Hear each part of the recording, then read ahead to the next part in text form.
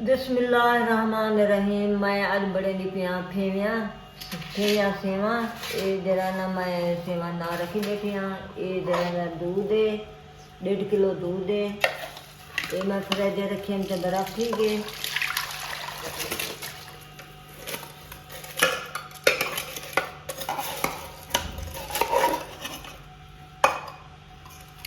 ये दूध है ये जरा ना गरी ते किशमिश है। एक मैं फुसई बैठी हाँ पानी साफ करते। ये मैं हूँ चूल्हे ते चाढ़ के दिन गरम थी से थोड़ी देर के बाद गिलास सेवा पाउन से ठंडे खीरे जरा सेवा कहनी कम जरा ना। बिस्मिल्लाहिर्रहमानिर्रहीम। दूध गरम कर के दिन हाँ जरा ना ये सेवा पहली थी हाँ। ये केवियाँ सेवा की जानी ना कौन ये जरा ना ये मैं सारा पुना वैसा जीते हूँ जरा मैं चीनी पैसा ये 1 कप चीनी पहली थी ये थोड़ा टाइम लग दे जो ये ज़्यादा टाइम पहन लगता ये जल्दी बढ़े हैं। 1 कप में चीनी पा देती हूँ। ये मैं गरी किशमिश पहन देती हूँ। ये छोटी इलायची बेचे ये मैं धोते ये पा के दें। ये मज़ेदार बढ़ जाए ये दूध के बगैर नहीं बढ़ सकते जाए दूध वाला बढ़ जा रहे हैं। ये होनी खा सकते से शहरी के टाइम को खाने या मैं बड़ा तो फ्रिज रख दे सजा ठीक हो सन ते शहरी के टाइम को रोज़ा रखे सुने नाल।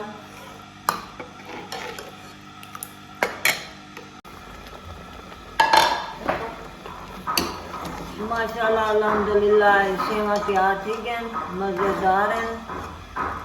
देख सकते हो दूध सारा जम गए हूँ जरा ना घाटा बढ़ गया सेवा वो कुछ पतला हो जाए मैं हूँ जरा ना बढ़ गया मैं लहंदी पे तले। बिस्मिल्लाहिर्रहमानिर्रहीम। ये ज़्यादा सामान का नहीं पड़ता बस गरी किशमिश छोटी इलायची चीनी दूध ये चीज़ा पाऊंगे ये मज़ेदार बढ़ जाए। अल्हम्दुलिल्लाह सारा सामान मैं रेडी करके दे मैं रोज़े दे या शान देखो सारा दही बल्ले ये जरा फेवियाँ ये रोल मंगवाई बैठी हाँ। ये जरा सेब वगैरह पकौड़े सारा चीज़ा मैं इकट्ठा करके दे देख रमज़ान का शान रमज़ान है तो क्या क्या चीज़ा बंदे गिनते हैं। हर चीज़ नेमत है हर चीज़ आनी चाहिए हर चीज़ रोज़े के टाइम को मिलनी चाहिए हर चीज़ मैं इकट्ठी करके दी हूँ। असा रोज़ा अफ्तार करेंगे पैसे मेरी वीडियो को तुम लाइक करी जो शेयर करी जो दुआओं में याद रखी जो। अल्लाह हाफिज़।